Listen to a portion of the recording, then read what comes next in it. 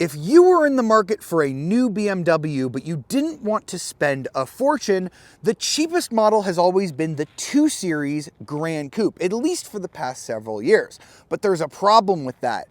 I hated the last 2 Series Gran Coupe. I thought that it just didn't handle or drive the way that a BMW should, but fortunately, BMW has taken messages like mine and other journalists to heart, and now they have updated it. This is the new 2025 BMW 2 Series Gran Coupe. We are driving the M235 version, which is the fastest one, to find out whether or not all of the changes that BMW have made finally make this a proper entry-level Beamer.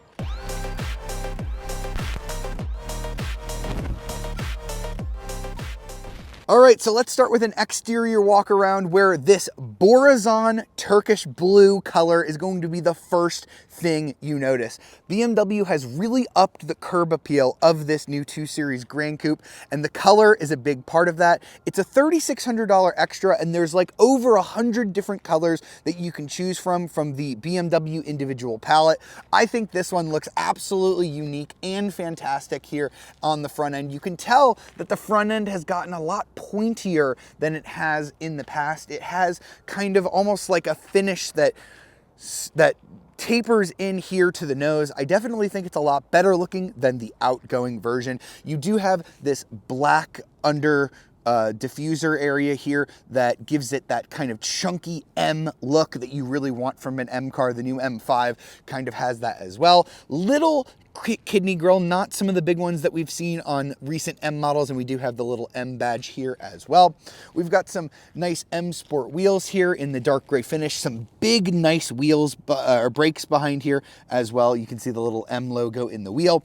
We do have M adaptive suspension. Now, it's not the type of suspension that gives you like a firm mode and a comfortable mode. It is more reactive to the road, but if you want, you can also get a comfort suspension for no cost. So if you do think that this car rides a little bit firmly, there is a more comfortable option that BMW will offer you, which is kind of a nice touch. I do like the fact that BMW realizes not all of their customers are going to be going on a racetrack. Now, this one is a pre-production car, so unfortunately, you don't get this little M logo here. I think it looks kind of cool, and if you do want additional M badges, your dealer will happily sell you them from the accessory center. BMW has changed the side profile of this car a little bit. You can see that it tapers down a little bit more here on the roofline. You can get a sunroof, and typically on the cars without the sunroof, you will have body color up here, not black. As I mentioned, pre-production car, so there is a little bit of weirdness to it, but we are getting an early opportunity to view this car. I do like that you have the little 2 badge right here. We see this on a lot of BMW models now. We also have wider fenders that are really making this car just visually look a lot better. My big problem with the outgoing 2 Series Gran Coupe was that it was clearly designed to be a hatchback, and then BMW decided, let's turn it into a sedan. And it kind of looked like it just kind of ended there at the back, and it didn't look great in sedan version. But I think by widening it, by changing up the tail lights, adding quad exhausts here on the M235 model, all of those changes have really impacted the styling, and I just think it looks way better now. You also have your M235 badge, which is really funny. So you can stand by it on Cars and Coffee, and you can just rest your hand right here and convince people that you have an M2, because this literally just looks like an M2 badge, and then the 35 numbers are a little bit smaller, which is kind of a funny touch to me. And if you look at the spec sheets on this car, you'll see that it has about 12 cubic feet of trunk space. That is a misnomer, because the outgoing one had 15 cubic feet. BMW assures me that no, the trunk didn't shrink. They just measured it slightly differently. You do get a ton of storage underneath the floor here. This whole thing can actually be taken out if you just want to have the bigger trunk all the time. So no, the trunk has not gotten bigger. And no, it's not as practical as the 1 Series hatchback that they get in Europe, but this is pretty practical for what is really a small car. All right, so now let's check out the inside of the new 2 Series Gran Coupe. The first thing I want to point out is that because this is a Gran Coupe and not just a normal sedan, we do have the pillarless doors, which is a kind of nice touch. Because we have the M235 version, we've got these sporty seats. So this is a combination of Veganza, which is their vegan leather, which I think feels fantastic. We do have some nice Alcantara suede here. This is a great looking seat. That is something that the previous 2 Series Gran Coupe did really well. I'm loving the blue stitching, the blue M logo and the blue M stripes here, and then the blue stitching down here. Very nice looking seat. These are heated seats. You can't get ventilated seats on the 2 Series Gran Coupe, but you can actually get an active massage. That is kind of a nice upgrade for this 2025 model year. We've got our start button down here.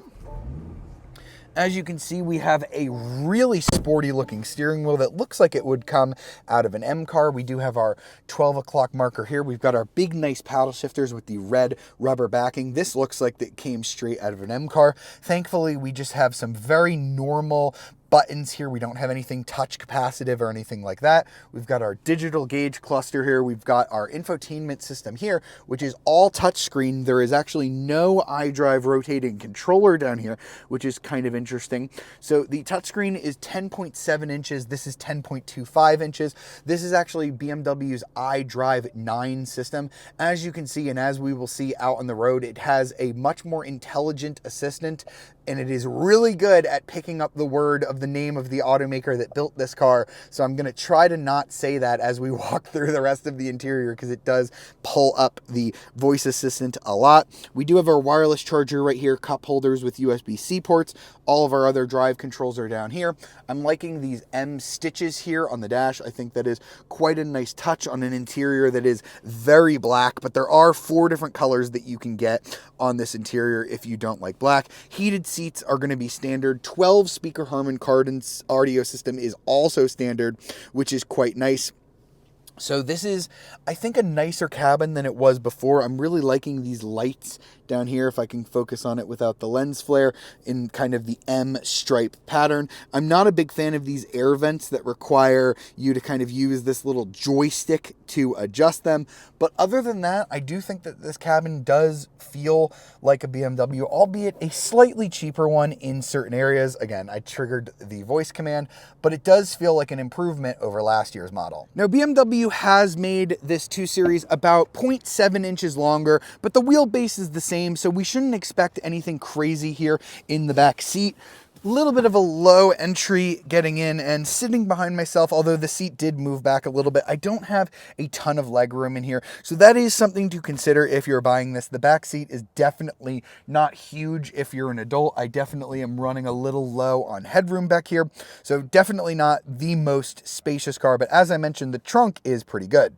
All right, so now let's go out and drive the new 2 Series Gran Coupe, the M235 version. No more I at the end of the name of gas-powered BMWs. The I is going to be reserved just for the electric model, so just M235. And I actually have a closed racetrack that is just mine. This is a secret testing facility within BMW's Spartanburg plant, which means that I could go as fast as I want with this car. So we're in the M35, which means we have a 2-liter turbocharged 4-cylinder engine that produces 312 horsepower and 295 pound-feet of torque. That's a little bit more than the last generation M235i made. 0 to 60 with all-wheel drive should take about 4.7 seconds, and I have my data recorder, so let's find out how quick it'll go. Foot on the brake, foot on the gas, launch control active. There we go. Ooh, quick shifts.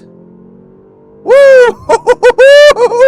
That was 0 to 60 in 4.31 seconds. That is almost half a second quicker than BMW said it would do. This is a really, really quick car. This is running a low 4-second 0 to 60 sprint.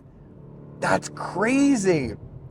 Now, this is the faster version. You can get the regular 228. I got to get used to that. No 228i. It is just the 228. Now that one is available as the S Drive, which is front wheel drive. So yes, you can get a front wheel drive BMW with 241 horsepower and 295 pound-feet of torque. You can also get that with X Drive. It's still the 228, but now it's 228 X Drive instead of S Drive. And that'll do about 5.8 seconds to 60 miles an hour. So not quite as quick as this M235 version, but still pretty darn quick if you're gonna go get the X Drive. Now this one does come with X Drive standard, and the biggest change to me is that the 8-speed Aisin transmission, which is a Toyota gearbox, is gone. Good, I hated that thing. I'm so glad it's gone. Instead, we've got a 7-speed dual clutch transmission that rips shifts. Look at this thing. Flooring it. Boom. Boom. Really quick shifts. Nice pops from the exhaust, although I suspect that some of that is being pumped in through the cabin, through speakers. But we're about to take a corner here. Downshifts. The downshifts are not quite as quick as the upshifts, I will say. It's not the sportiest gearbox for that. It's definitely not as good as the ZF 8-speed that you would get in a actual M2, that being the Coupe, the rear-wheel drive model. But on the upshifts, man, this thing just pulls and pulls and pulls. We're going 120. We're actually getting up to like 130 here. And I have my braking zone. The brakes are pretty darn good with the M Sport brakes. I should mention that we have Goodyear Eagle F1 tires on here. You can get this car with Michelin Cup 2s. I don't know why you would, but you can do it. Now, the thing that I absolutely couldn't stand about the previous generation 2 Series Gran Coupe was the steering just felt completely dead and the handling was sloppy. They have fixed that. It is firmer, stiffer, handles better, all of that. The steering is not the best in the BMW portfolio, but they have taken my suggestion, which is make it feel a little bit more like a Mini Cooper, because this is a front-wheel drive platform and it does share a little bit with Mini Coopers. Why not make it that fun to drive, wacky handling? And I think that they've done that here. I've got a racetrack so we can kind of find out. The turn-in is pretty aggressive. It has a nice turn-in. You can feel on center. It's a little bit dead, but then once it loads up, it does push a little bit. It's definitely a front-biased car. This is not a rear-biased car. But the all-wheel drive does keep it nice and grippy. You can power out of the turns. This would be a hot little autocross car if you're looking for something like that. I don't know if it's the best track car, although with Cup 2s, you probably set some pretty awesome lap times with it. Oh, God, the dual clutch is just a million times better than that old 8-speed was. It really, really is. We have the M adaptive suspension here, which is standard on the M235. You can also opt, if you just want comfort and you don't really care about sporty handling, you can opt for a standard suspension that isn't adaptive, that's a little bit more comfortable. I mean, we're on a racetrack, so I can't really tell you how firm or how comfortable it is, but it does feel like it rides really well, and it does hug the road extremely well. I gotta say, I did a 180 on this car. I really hated how the last generation one drove. There's still other areas where they can improve it. I wish we had ventilated seats on this car. The materials could be a little bit nicer, but remember, this car has a really low starting price. This is the entry into the brand, the entry into the M brand. This is the cheapest car that you're going to be able to get that has the letter M on it in any capacity. And now I think it finally feels like it belongs in the lineup. They've made enough changes that I now think the 2 Series Gran Coupe is as fun as a car like this should be. And if you're in the market for one of these, I would finally consider it over a Mercedes CLA, because this is a nicer interior than a CLA. I think the Audi S3 is still a really nice car, but I finally think that this car has the fun to be in the same conversation as those vehicles. All right, so that's gonna wrap up our time with the 2025 BMW 2 Series Gran Coupe. Pricing starts at just under $40,000. That's for the 228 S-Drive. That's the one with front-wheel drive that won't be available at launch, but that will be available a little bit later. The exact price is $39,600 with an $1,100 destination fee. If you want to add X-Drive, that's going to pull the price up to $41,600.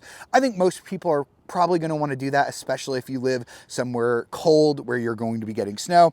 And if you want to step up to the M235 version, that's going to come standard with X-Drive. There's no front wheel drive version of that. And that's going to start at just under 50 grand at 49,500. This one, I don't have the exact price of, but I got to imagine this is probably getting a lot closer to that $60,000 number, which is maybe a little more than I'd want to spend on the entry-level BMW. But I think if you really did your options right and you could keep it in the low to mid 50s. This is a way more fun car than it was before. It's nicer on the inside. It's much nicer to drive. It actually feels sportier like a BMW. I'm really excited to actually spend a little bit more time with this to see if I truly eat my words. But based on this quick drive experience, I think that the entry-level Beamer finally belongs in the lineup. Let me know what you think of it in the comments. Would you buy the M235i, or would you go for maybe an Audi S3, maybe a Mercedes-Benz CLA 35? Let me know in the comments. And as always, if you like this video, be sure to like, subscribe,